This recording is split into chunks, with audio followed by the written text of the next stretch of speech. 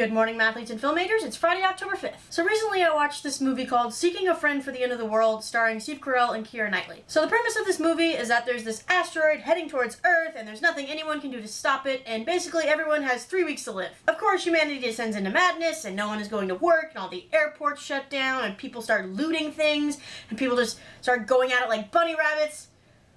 Why is a phrase like bunny rabbits? Why did they get pegged as the most horny thing on Earth? Okay, so I looked it up and there's a couple explanations. First, female rabbits are supposedly very fertile and have a gestation period of only 4 to 5 weeks, so that allows them to make a lot of rabbit babies. Explanation number 2, because rabbit sex only lasts like 30 seconds.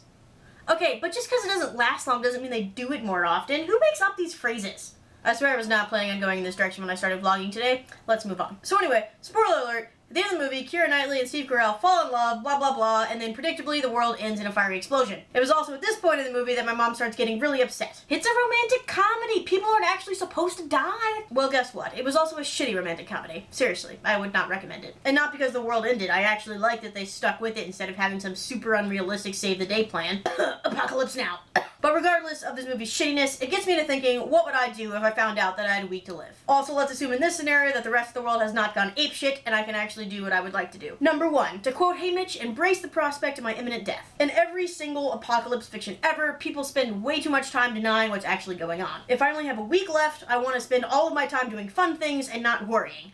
Therefore, number 2, visit England. I'm a really big fan of British things. Their TV shows, their music, their books, Harry Potter, their accents, the Queen, tea and crumpets, the fact that they get to drive on the other side of the road. I could go on. Also, I really want the last words that I hear to be spoken in a British accent. Number 3, do everything that I've ever wanted to do that is illegal. Mostly for me, that means leaving my car in a 2-hour parking zone for longer than 2 hours, and maybe ripping those tags off the mattress that you're not supposed to. But if I'm feeling super adventurous, I might even shoplift a candy bar. Number 4, go heli-skiing. For those of you who don't know, I'm a big skier. In high school, I was on a racing team, and I used to go pretty much every weekend, and heli-skiing is something that I've always wanted to do, but it's pretty expensive.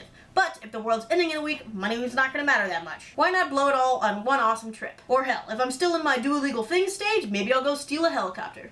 And a pilot. I do not want to accidentally kill myself a week before the apocalypse because I could not drive a helicopter. Number 5, break fragile things. Smashing things is fun, but the part afterwards where you have to clean up all the glass shards or explain to your parents why their expensive things are broken, not so much. But come apocalypse time, I would just start breaking all the things. Yesterday I got to break this plate. Sometimes when we're waiting dinner, we find plates that already have cracks in them and then we get to break them. Just wait until a freshman asks you for something and then have like a giant rage fit and break it over your knee, and it really freaks them out. So I'd probably break some plates, then maybe I'd try something bigger. I have helped destroy a piano before with sledgehammers and axes, one of our Caltech traditions, but it's actually a lot of work and takes a really long time, so I think I'd try dropping it off a roof. And number 6, the last step in my apocalypse plan, drink till you drop. The way I see it, there's 2 main types of apocalypse scenarios. The first kind is the incoming asteroid, sun expansion, fiery explosion kind. And alcohol can only help here. Not only do you get to party your way out, but you also will burn up faster in the ensuing firestorm. The second kind is the slower alien invasion, zombie takeover, infectious plague scenario. At least here the alcohol will dull your senses as the aliens are performing experiments on your internal organs,